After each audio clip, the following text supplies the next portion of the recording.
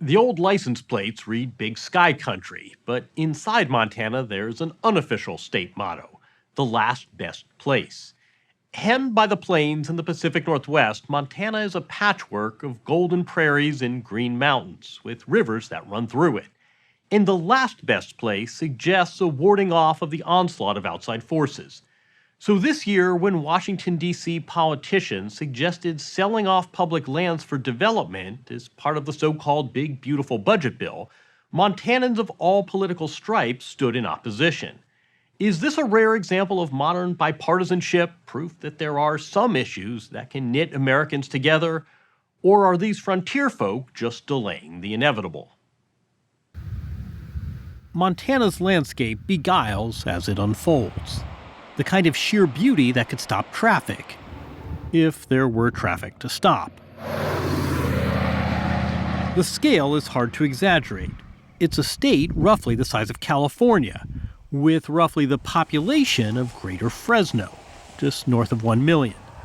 Montanans speak fondly of their neighbors, who might live 50 miles away. As for the land itself, it's not mere real estate, it's there for recreation. A corridor for wildlife. It's symbolic, too. The open frontier is an emblem of freedom and possibility. It's something deeper, sacred even. Like spiritual, right? So like some people find that in church or in other ways. And for me, it's just being out where your feet are on the ground and actually connecting with this space. And then if you spend enough time in those spaces and on that landscape, it's like land is kin, right? It starts to feel like land is kin. Yeah. Brian Mannix is a rancher who, along with his Uncle Dave and cousin Logan, raise cattle in western Montana.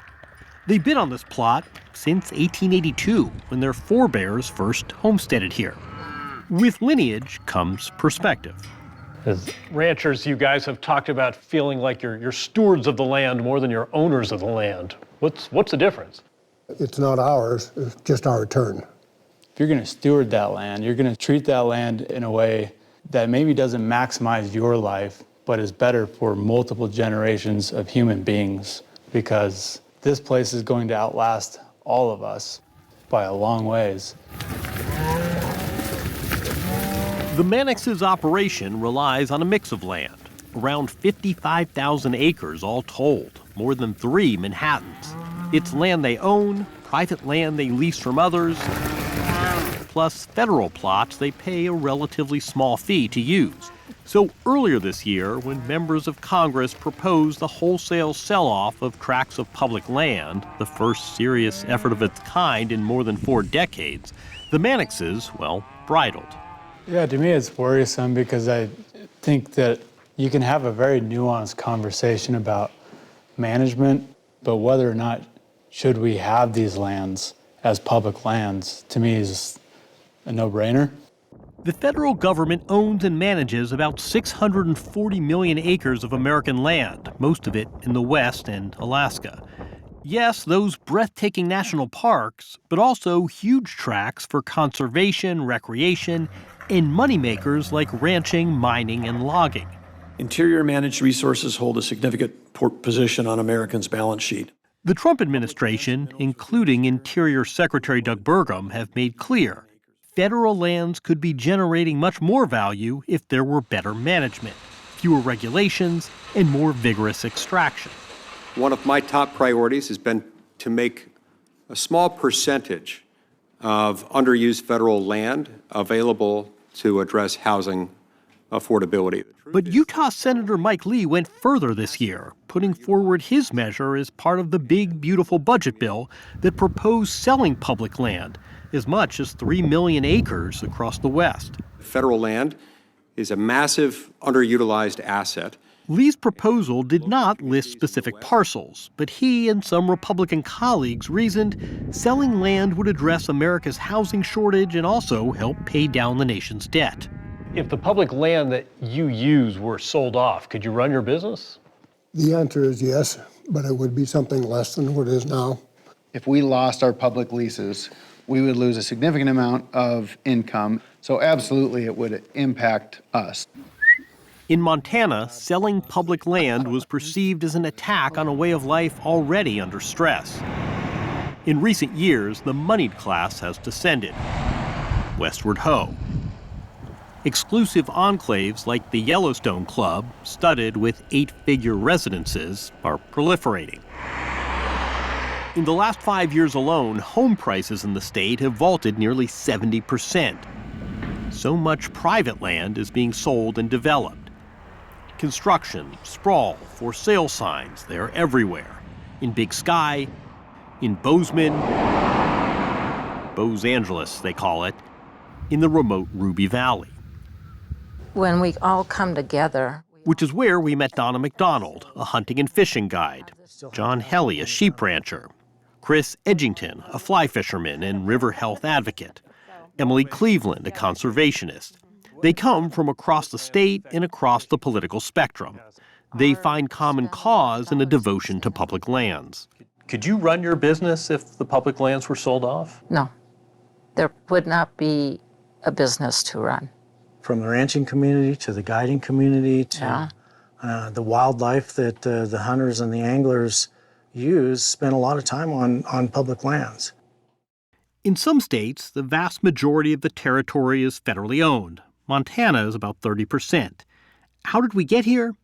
As the nation expanded in the 1800s and as Native Americans were forcefully removed, some land was settled by homesteaders or sold to industrialists, but much fell to the federal government. Further out that way. Good work, good work. McDonald, who grew up in this valley, makes a living taking guests out on the private and public lands that surround her property. She invited us to do some fishing. How long have you been doing this? I can't remember not doing it, John. You're out on the river, it's a nice day, you're in nature. Right. And it's worth saving. Preservation is often, literally and figuratively, a grassroots endeavor. Really good to see everybody. Donna, John, Chris, and Emily sit on the Ruby Valley Strategic Alliance, one of many local land management groups across the state and the West. At a time of hyper-polarization, these folks, the Birkenstock crowd and the cowboy boot crowd, do something radical. They respect their differences and get along. Well, it's kind of like when neighbors get together to build a fence. We can stand there and argue about where to put the post, or we can roll up our sleeves and build the fence together. Little glimpse into Montana. Yep. Well, I think we finally came to realize that we all had kind of the same goals in mind and, save some of the last best places here. And now we have more tree growth. In response to the land sale proposal, hunters and hikers locked arms. Not 1 acre became a rallying cry. The Ruby Valley group spoke out publicly and lobbied Montana's 2 senators and 2 congressmen, all Republicans. That was an easy one to all come to agreement on. Not a lot of dissent. No, we all realize the importance of the public land. And once it's gone forever. I suspect there's some people saying, wait a second, you've got all this land. What's wrong with converting that into housing and using it in other ways? Yeah, I think a lot of our public lands aren't really close to infrastructure that would be necessary for wide-scale housing developments, and selling public lands to generate income and revenue is just not something that makes sense. I think it's a slippery slope. It is. What do you mean? I mean, if we sell this chunk or that chunk, I mean, where would it end? Which is precisely the case they made to their representatives, like Ryan Zinke. We kept hearing you have zero political future in this state unless you oppose the sale of public lands. I think Montanans are very passionate about the public lands because we live out here. You heard pretty clear on this one. I think it's absolutely crystal clear. Zinke grew up in Whitefish, Montana, and served as a Secretary of the Interior during President Trump's first term. 500,000. Now he represents Western Montana in the House.